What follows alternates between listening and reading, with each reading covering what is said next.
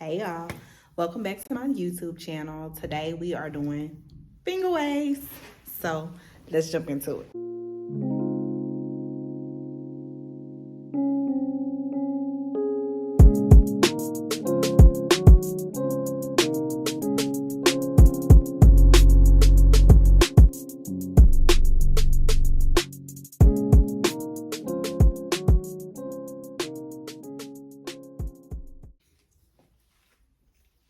Naomi's hair has already been saturated with setting lotion. I am also going to be using finger waving lotion. I don't use finger waving lotion typically when I'm working on a client, but we do have our students to practice with this finger waving lotion. So this is what I'm going to be using for the purpose of this video. I like to start my students with having them to comb the hair straight back, and I normally teach them finger waving from the front of the head, doing horizontal finger waves back and forth until they have a complete set all the way across the back. And then I'll just have them to do pin curls at the bottom of the nape.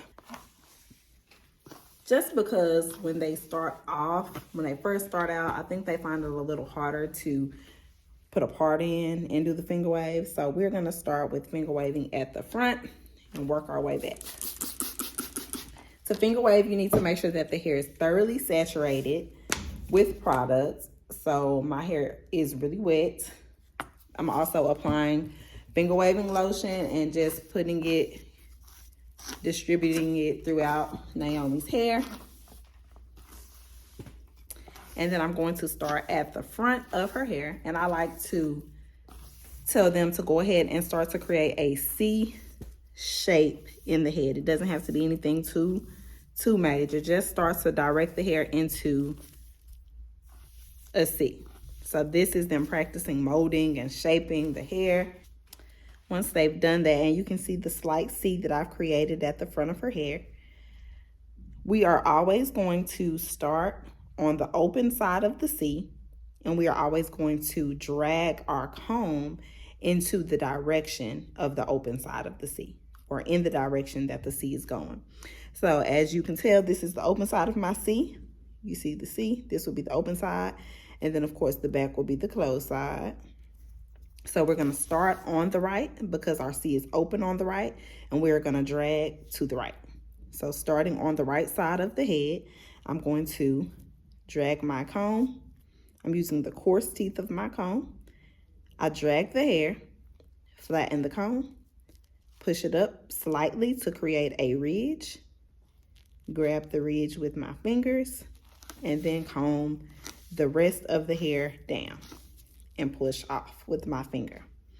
Then I want to connect the dots. So I'm going to connect my next section of hair to the ridge that I just created by working with about this much of the comb at a time. I'm going to place my comb. I'm going to drag it until it meets the ridge that I just created. Flatten it, push it up so that my ridge is even. Just grab the ridge, the two pieces of the ridge, basically combining them together. And then I comb and push off. Okay, and I'm gonna do the same thing all the way across. So I'm gonna finish this top part of the hair by dragging till I meet my ridge, flattening my comb, pushing up my ridge, grabbing it, and combing back.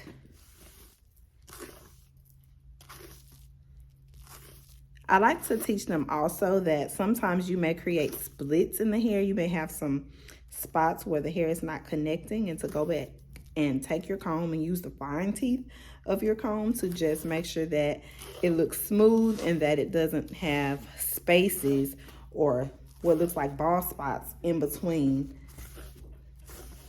so that everything looks nice and neat and smooth.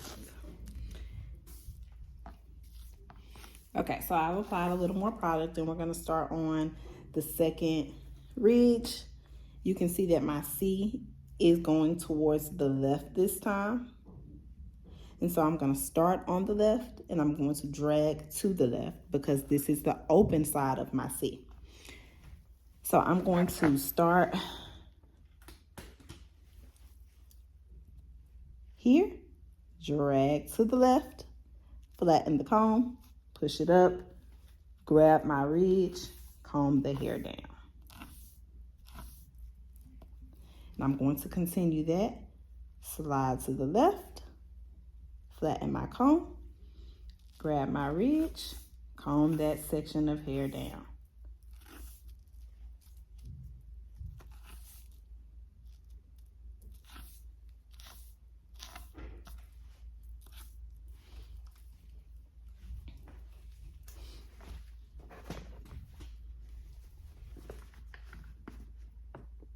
There we go, so you can see it a little better. Same thing. Slide across to the left until I meet my ridge. Flatten my comb, push it up, comb that hair down.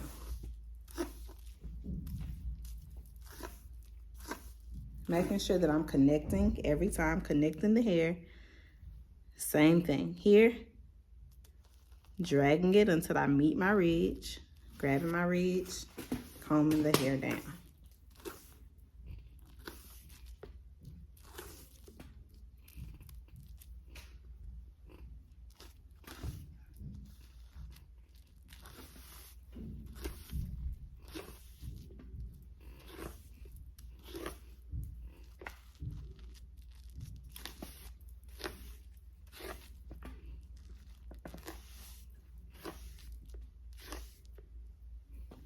Okay, so I've created my second ridge.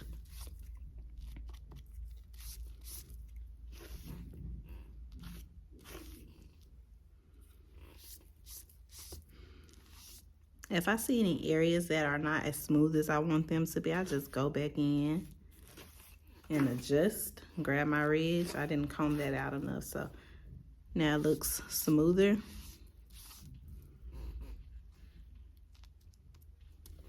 There you go. Then I will go to my next row. Again, this time you can see that my C is going to be going back on the right. It's open on the right. So I would start on the right and I would drag to the right.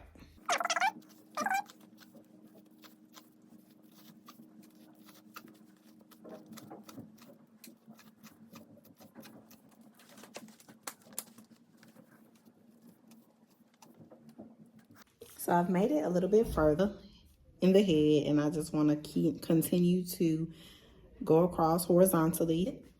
A few things that I want to just talk about, because I know students definitely struggle with finger waving, and this is just how I teach finger waving. But a few things, they don't know where to start. They don't know which direction to go. So it's very easy if you explain it to them by looking for the C. Of course, finger waves create an S shape, but when they're working on one part at a time or one ridge, it's going to look like a C or a backward C. So if you just have them to look at it like a C, and if you tell them to identify which side will be open versus which side will be closed, then it makes it a little bit easier, because they'll always know to start on the open side of the C and to drag their comb in that direction. Wherever they start, they're going to drag their comb in that direction as well. So that's something that you can definitely incorporate and teach them, and it helps make it a little bit easier for them to remember. Another thing is teaching them not to drag the hair too far. A lot of times they want to drag it all the way over and comb down, so they do this. And they make these big snake looking finger waves, but they're not really finger waves. This is what you will see a lot when students are first trying finger waves. So you want to make sure that you teach them when they are sliding the hair, they're not dragging it very far. They're literally taking it, you know, a little distance, grabbing it and combing it down and pushing off. And then they're going to drag the next section just enough to meet, grabbing it and combing it down and pushing off, so that it connects. And I know that looks kind of sloppy because how I'm standing, but I think y'all will understand what I'm saying. Okay, y'all, so I did not finish the set, but I wanted to just show you what I did. I went back and just fixed some areas that I felt like needed to be improved. Some of them had a little too much space in between, like here or like here. I don't like to see scalp, so I'll try my best to blend the best that I can, but this is my finished result. Just remember to let your students know that the ridges do not have to be really big. They can be small, medium, large, depending on the preference of the client, and also that the ridges don't have to be really close together. They can be further apart or they can be closer together. Either way is fine. You just want to make sure that it is consistent. The size of the ridges and the distance between the ridges is consistent the entire set.